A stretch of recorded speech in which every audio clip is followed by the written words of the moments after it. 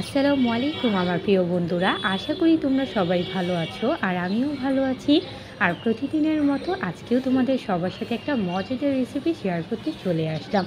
আমরা তো এই লম্বা বেগুন দিয়ে অনেকেই অনেক রকমের মাছ দিয়ে খেয়ে থাকি, তবে যদি এই লম্বা বেগুন দিয়ে পল্লী মাছ দিয়ে খাওয়া হয় হালকা ঝোল দিয়ে, তাহলে এর স্বাদ জাস্ট দুর্দান্ত হয়। ভাবলাম রেসিপিটি তোমাদের সবার কাছে ভালো লাগবে, তাই আমার সকল বন্ধুদের কাছে শেয়ার করতে চলে আসলাম। তাই এখানে পল্লী মাছ দিয়ে বেগুন আলু দিয়ে রান্না করার জন্য সব কিছু একসাথে রেডি করে নিয়েছি। আশা করি আমার প্রিয় বন্ধুদের কাছে ভালো লাগবে। আমার প্রিয় বন্ধুরা যাতে প্রথম থেকে শেষ পর্যন্ত রান্নাটি দেখে অনুরোধ রইল। চলো তাহলে কীভাবে রান্না করছি তোমাদের সবার সাথে শেয়ার করা যাক। রান্না করার জন্য এখানে আমি সব কিছু একসাথে রেডি করে নিয়েছি। এখানে আমি কড়াই বসিয়ে দিয়েছি রান্না করার জন্য। এখন আমি সয়াবিন তেল দিয়ে দিচ্ছি। তেলটা গরম হয়ে গিয়েছে, এখন আমি পেঁয়াজ কুচিগুলো ছেড়ে দিচ্ছি। পেঁয়াজ কুচিগুলো নেড়ে ছেড়ে লাল করে নিচ্ছি। পেঁয়াজটা আস্তে আস্তে লাল হয়ে এসেছে। এখন মরিচ আর হলুদের গুঁড়া আর সামান্য পরিমাণ একটু পানি দিয়ে ভালো করে মশলাটা কষিয়ে নিচ্ছি। মশলাটা কষানো হয়ে গেছে, এখন সামান্য একটু রসুন বাটা দিয়ে দিলাম। দিয়ে এখন আলুগুলো ছেড়ে দিলাম কষানো মশলাটাতে, এতে আলুগুলো তাড়াতাড়ি করে গলে যাবে। আর বেগুনগুলো একটু লেট করে দিচ্ছি, কারণ বেগুনগুলো দিলেই গলে যাবে, আলুগুলো গলতে একটু সময় নেবে, তাই প্রথমে আলুগুলো দিয়ে দিলাম। দিয়ে ভালো করে নাড়াচাড়া করে কষিয়ে নিচ্ছি। আর সাথে দিয়ে দিচ্ছি সামান্য পরিমাণ মতো লবণ। দিয়ে আবারও নাড়াচাড়া করে নিচ্ছি।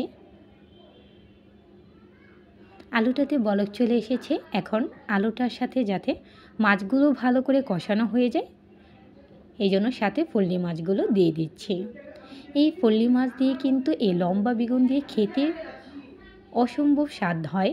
আর এই জন্য তোমাদের সবার কাছে, আমার সকল বন্ধুদের কাছে শেয়ার করলাম, তোমরাও যাতে আমার মতো করে রান্না করে একবার হলেও খেতে পারো। ভালো করে মাছগুলো কষিয়ে নিচ্ছি আলুগুলোর সাথে।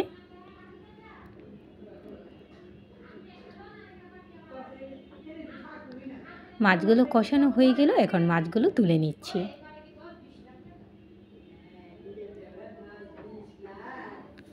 মাছগুলো তুলে রাখলাম, আর এখন আলুগুলোর সাথে বেগুনগুলো দিয়ে দিচ্ছি।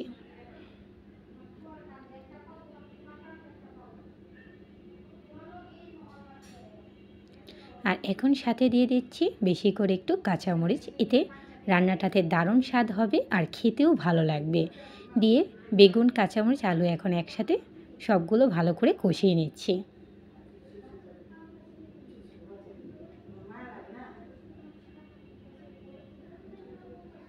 বেগুনগুলো একটু গলতে সময় নেবে, তাই কিছুক্ষণের জন্য ঢেকে রাখলাম। তোমরা দেখতেই পাচ্ছ আস্তে আস্তে কিন্তু বেগুনটার কালারটা একদমই ডিফারেন্ট হয়ে আসছে, তার মানে হচ্ছে বেগুনটা আস্তে আস্তে গলে আসছে।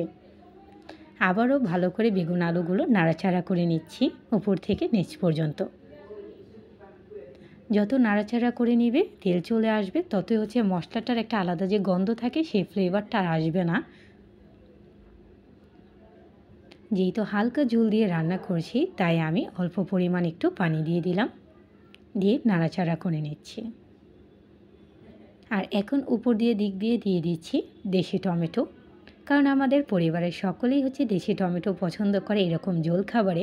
তোমরা চাইলে দেশি টমেটো দিতে পারো, আর যদি ভালো না লাগে অবশ্যই স্কিপ করতে পারো, এটা যার যার পছন্দ অনুযায়ী। আমার বন্ধুরা, টমেটো দিয়ে ভালো করে নাড়াচাড়া করে ডুবিয়ে নিলাম। আবারও কিছুক্ষণের জন্য ঢেকে রাখছি, এতে টমেটোগুলো ভালো মতো গলে যাবে। বলক চলে এসেছে, তোমরা দেখতেই পাচ্ছ টমেটোগুলো ভালো মতো গলে ফুলে উঠেছে। এখন আগে থেকে কষানো মাছটা যে কষিয়ে রেখেছিলাম সেই মাছগুলো উপর দিয়ে ছড়িয়ে দিচ্ছি।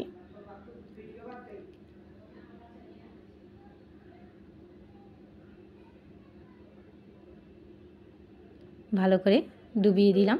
আর এখন উপর দিক দিয়ে ছড়িয়ে দিচ্ছি ধনিয়া পাতা, এতে দারুণ সুবাস আসবে রান্নাটাতে, আর খেতেও ভালো লাগবে। এটা শুধু দেখতেও সুন্দর না, তরকারিটা খেতেও কিন্তু অসম্ভব স্বাদ। আবারও কিছুক্ষণের জন্য ধনিয়া পাতা দিয়ে ঢেকে রাখলাম। এতে ধনিয়া পাতার সুবাসটা দারুণভাবে রান্নাটাতে চলে আসবে। তেল চলে আসতেই নামিয়ে নেব। আজকে এই পর্যন্তই আমার বন্ধুরা, বিদায় নিচ্ছি। আশা করি তোমাদের কাছে ভালো লেগেছে। তোমরা একবার হলেও বাসায় ট্রাই করবে, আর কেমন লেগেছে অবশ্যই লাইক কমেন্টে জানাবে।